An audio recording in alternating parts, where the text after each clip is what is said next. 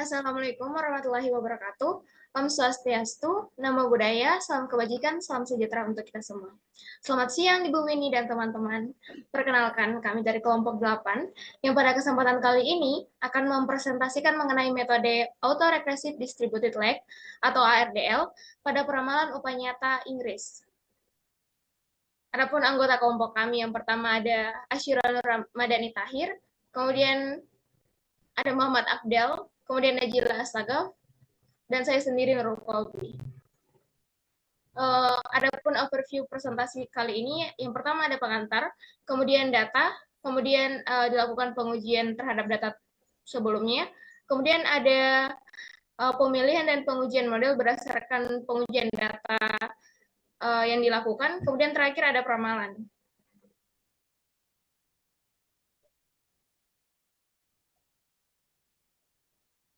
Yang pertama, pengantar. Nah, sebelum kita lebih lanjut mengenai peramalan ARDL, mestinya kita harus tahu apa itu ARDL. Autoregressive Distributed Lag atau ARDL merupakan gabungan antara model AR atau autoregressive dan DL Distributed Lag. Nah, model AR ini adalah model yang menggunakan satu maupun lebih dari data masa lampau yang berasal dari variabel terikat. Sedangkan model DL itu merupakan regresi yang mengaitkan data pada waktu sekarang dan waktu masa yang lalu atau lag dari variabel bebas. Nah, bisa dilihat di sini bentuk model dari ARDL, di mana YT sama dengan sigma I sama dengan 1 sampai J, AI YT kurang I tambah sigma L sama dengan 0 sampai K, BL XT kurang 1 tambah ET.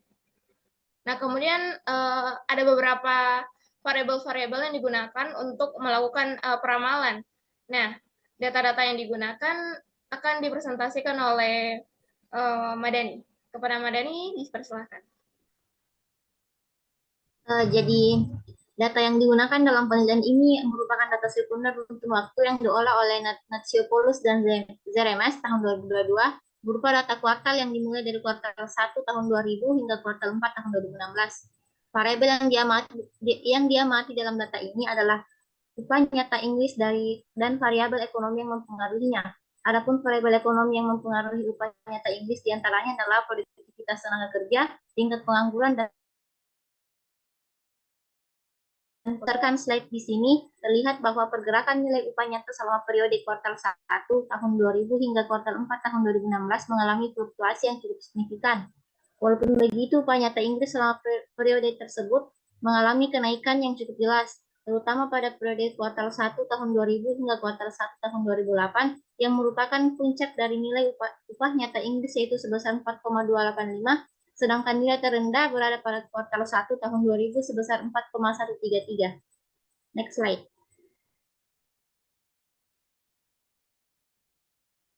Jadi di slide selanjutnya ini terlihat bahwa produktivitas pekerja mengalami kenaikan yang cukup signifikan dengan fluktuasi di beberapa periode, mulai dari kuartal 1 tahun 2000 hingga kuartal 4 tahun 2016.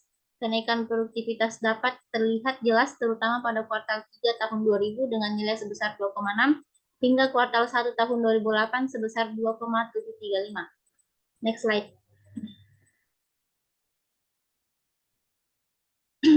Nah, jadi pada slide ini terlihat bahwa tingkat pengangguran mengalami fluktuasi yang cukup terlihat jelas dalam periode yang panjang yang dapat dilihat mulai dari kuartal 1 tahun 2008 hingga kuartal 4 tahun 2016, di mana tingkat pengangguran mengalami kenaikan yang sangat pesat, lalu merosot secara tajam hingga kuartal 4 tahun 2016.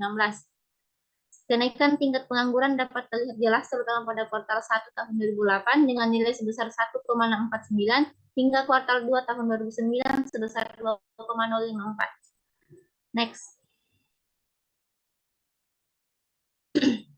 Nah, ini terlihat bahwa potongan pajak mengalami fluktuasi yang cukup stabil dalam periode yang panjang dengan satu kali penurunan nilai yang cukup pesat di antara kuartal 1 tahun 2015 menjadi minus 1,038 dalam periode yang cukup singkat. Penurunan ini berarti nilai dari upah nyata akan menjadi semakin kecil karena potongan pajak yang menjadi semakin besar. Next. Nah, selanjutnya ini ada pengujian data, yaitu pengujian stasioner dan kausalitas. Next.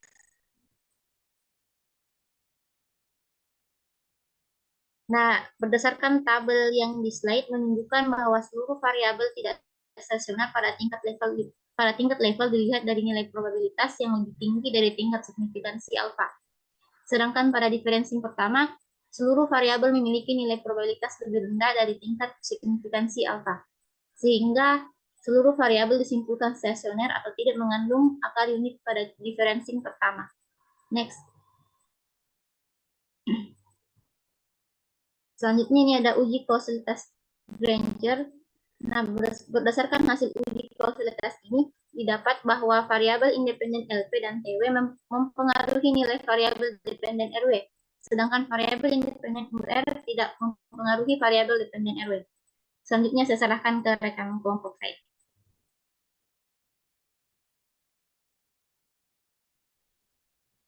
Kemudian setelah dilakukan pengujian data, dari beberapa uji tersebut akan dilakukan pengujian model.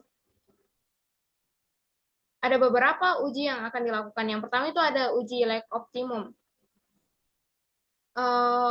Uji lag ini digunakan untuk menentukan panjang lag optimum yang akan digunakan untuk tahap selanjutnya.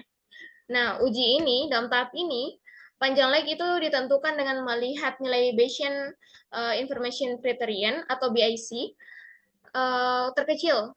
Nah, hasil pengujian lag optimal itu digunakan untuk mengestimasi model ARDL. Nah, berdasarkan bisa dilihat di sini nilai BIC terkecil itu ada pada negatif 430,0202. Teridentifikasi bahwa ARDL-nya itu 1001. Selanjutnya mengenai ARDL 1001, mengenai penjelasannya akan dijelaskan oleh Afdel. Silahkan. Baik, terima kasih atas kesempatan yang diberikan. Setelah melakukan pengujian terhadap Bayesian Information Criterion, kita memilih model dengan ARDL order 1001 dengan rumus model sebagai berikut, di mana RWT sama dengan beta 1 RWT kurang 1 ditambah beta 2 LPT ditambah beta 3 URT ditambah beta 4 TWT dan ditambah dengan beta 5 TWT kurang 1. Beta 1 hingga beta 5 sendiri di sini disebut dengan koefisien dari variabel. Untuk koefisiennya sendiri dapat dilihat pada keterangan berikut. Berdasarkan dari koefisien yang terdapat pada tabel, kita dapat menyimpulkan bahwa produktivitas tenaga kerja memiliki korelasi yang bersifat positif dengan peningkatan upah nyata, sedangkan untuk tingkat pengangguran dan potongan pajak sendiri memiliki korelasi yang negatif terhadap peningkatan upah nyata. Next.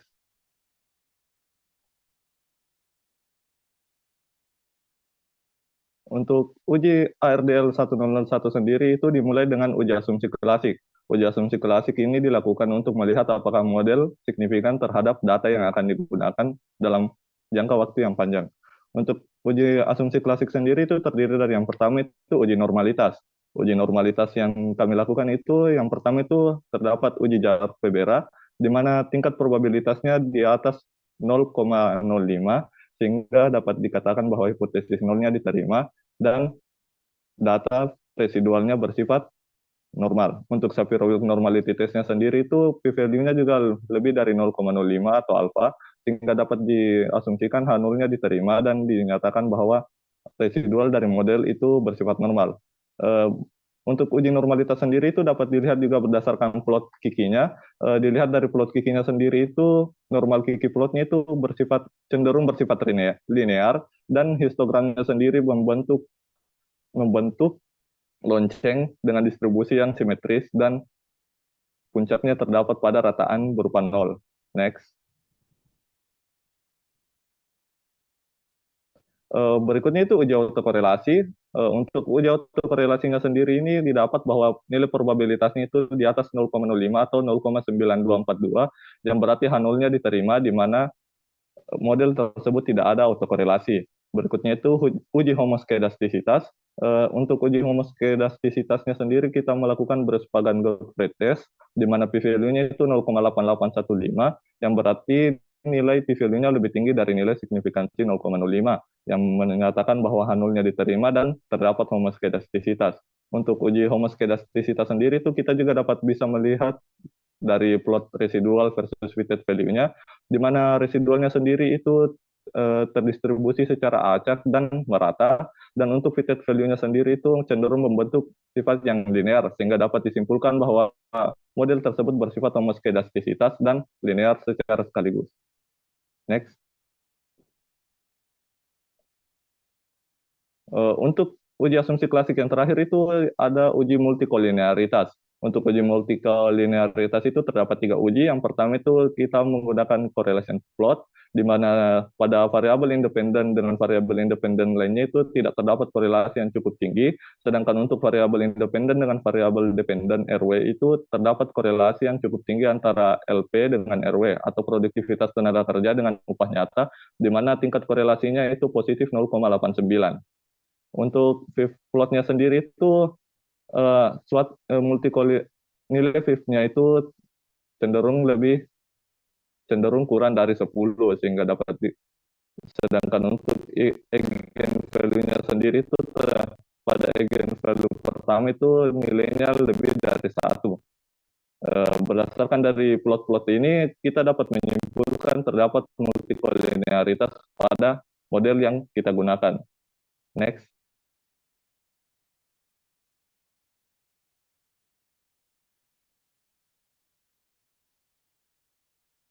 Berikutnya itu uji kointegrasi. Uji kointegrasi sendiri itu menyatakan hubungan jangka panjang antara variabel-variabel yang terdapat pada model. Untuk uji kointegrasi yang pertama itu kita melakukan F-bound test, di mana kita akan menolak H0 jika F statistiknya itu lebih tinggi dari lower bound dan upper bound-nya. Dapat dilihat di sini F statistiknya itu 10,73294, lebih tinggi dengan batas bawah atau lower bound dengan batas atas atau upper bound-nya. Probabilitasnya juga itu di bawah 0,05 atau alfa, sehingga kita menolak H0 dan menerima hipotesis alternatif yang menyatakan bahwa ada hubungan jangka panjang terhadap variabel pada model. Berikutnya itu kita lihat pada bagian restricted error correction modelnya itu, untuk error correction termnya atau ECT-nya itu standar errornya itu sebesar min 0,55889, yang berarti error correction termnya signifikan. Pada standar error ini sendiri itu dapat kita simpulkan bahwa apabila terjadi ketidakseimbangan pada model sendiri, akan nilai RW atau variabel dependen akan turun secara cenderung dengan nilai 55,889%, atau untuk mendapat keseimbangan secara jangka panjang, model akan bergerak dengan kecepatan 55,889 setiap periodenya untuk menyesuaikan keseimbangan jangka panjang dan jangka pendeknya. Next. Untuk uji stabilitas sendiri akan saya berikan kepada rekan saya.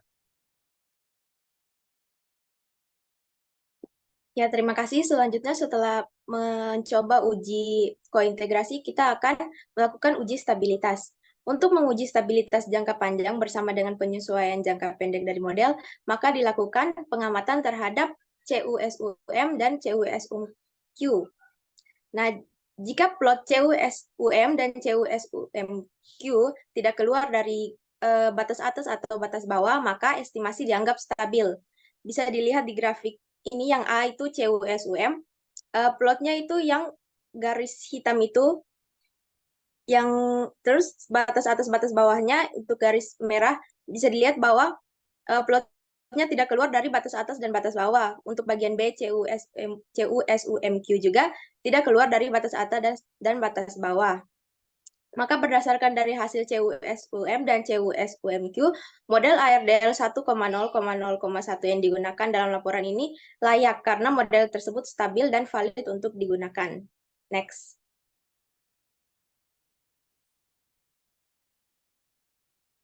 Selanjutnya kita akan melakukan uji akurasi. Untuk menguji tingkat akurasi dari model yang digunakan, dapat dilakukan dengan membandingkan nilai dari data variabel dependen yang asli dengan nilai yang dihasilkan oleh model yang digunakan. Nah, adapun perbandingan antara nilai variabel RW atau real value yang asli dengan model ARDL 1,0,0,1 itu bisa dilihat di grafiknya. Untuk real value-nya itu garis yang berwarna, grafik yang berwarna hitam, dan sedangkan untuk modelnya atau model ARDL-nya itu grafik yang berwarna merah. Nah, setelah melakukan perbandingan antara kedua nilai variabel dependen tersebut, kita bisa mengukur presentasi kesalahan dengan melihat nilai MAPE-nya atau Mean Absolute Percentage Error. Nah, berdasarkan nilai perbandingan variabel RW asli dengan model yang digunakan, nilai MAP-nya bisa kita lihat didapatkan sebesar 0,1232268 atau 12,3268%, yang berarti model yang digunakan cukup akurat dengan data yang digunakan. Next.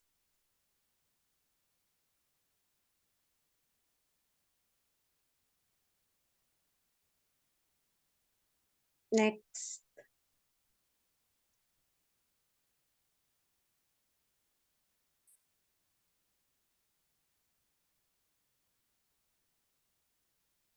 Untuk hasil peramalan,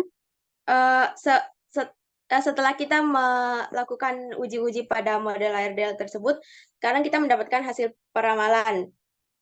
Yang model yang digunakan untuk melakukan peramalan pada data ini berdasarkan hasil peramalannya menggunakan model ARDL 1,0,01 didapatkan bahwa nilai upah nyata Inggris mulai dari kuartal 1 tahun 2017 hingga kuartal 4 tahun 2018 dengan kondisi variabel independen LP, UR, dan RW. Jika tidak diketahui, maka grafiknya seperti pada gambar tersebut. Lalu, next. Nah, grafik yang ini jika variabel independen LP, UR, dan TW untuk periode tersebut diketahui. Berdasarkan dari kedua hasil peramalan, dapat diamati bahwa variabel independen produktivitas tenaga kerja, tingkat pengangguran, dan potongan pajak mempengaruhi akurasi dari hasil peramalan. Next.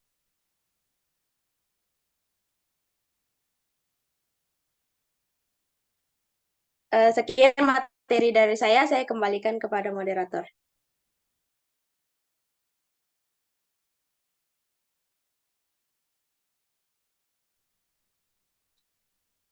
Itu dia tadi pemaparan materi kami mengenai metode ARDL atau Autoregressive Distributed Lag pada pengeramalan wage real atau upah nyata di Inggris. Diharapkan kepada teman-teman yang sudah menyaksikan video ini dapat memberikan pemahaman lebih lanjut